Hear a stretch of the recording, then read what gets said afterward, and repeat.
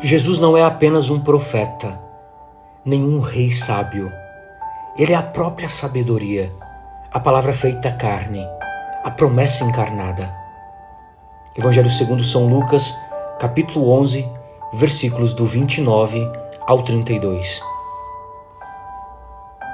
Meus irmãos e minhas irmãs, a palavra de Deus nessa segunda-feira da 28ª semana do tempo comum é um convite sublime a contemplar a fidelidade divina e a discernir os verdadeiros sinais de sua presença entre nós. As leituras de hoje da carta de São Paulo aos Romanos e do Evangelho de São Lucas apresentam um rico quadro de promessa e sinal, guiando-nos a uma fé mais profunda e autêntica. Ouçamos primeiro a voz apostólica de Paulo.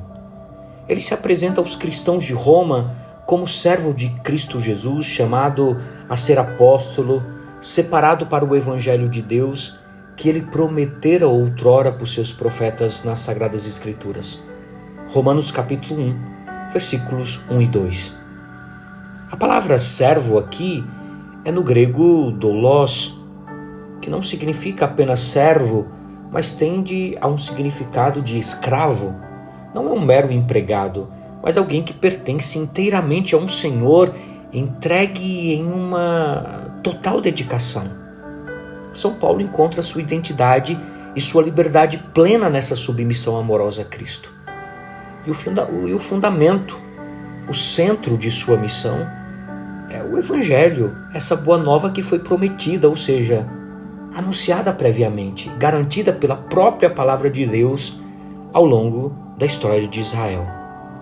Para o povo eleito, a aliança do hebraico berit e a promessa do hebraico haftah eram o pilar de sua fé. Deus não apenas fala, Deus cumpre. O que os profetas anunciaram, o que a esperança judaica aguardava, encontrou seu esplendor e a sua totalidade em Jesus Cristo. O Pai resguarda o seu Filho, nascido da descendência de Davi segundo a carne, constituído Filho de Deus com poder segundo o Espírito de Santidade, em virtude da ressurreição dos mortos. Romanos capítulo 1, versículos 3 e 4. A encarnação e a ressurreição são como o selo inconfundível da promessa divina.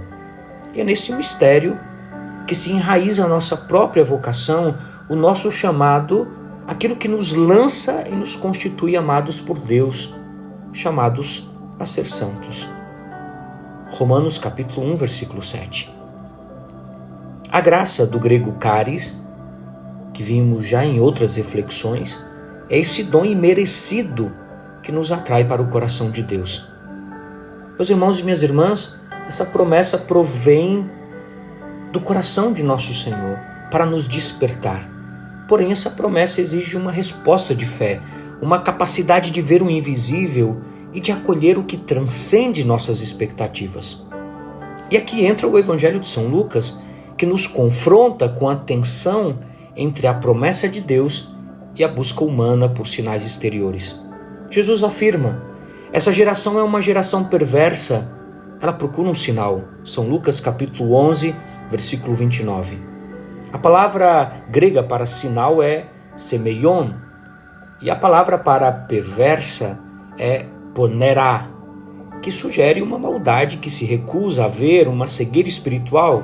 Veja, o povo e talvez nós também desejamos um espetáculo, né? Nós desejamos um grande espetáculo, uma prova inegável, algo que force a fé e satisfaça o intelecto ou a curiosidade, em vez de abrir o coração à verdade que já se revela. Essa perversidade não se manifesta necessariamente em atos de maldade abjeta, mas na sutil resistência em aceitar a Deus em seus próprios termos.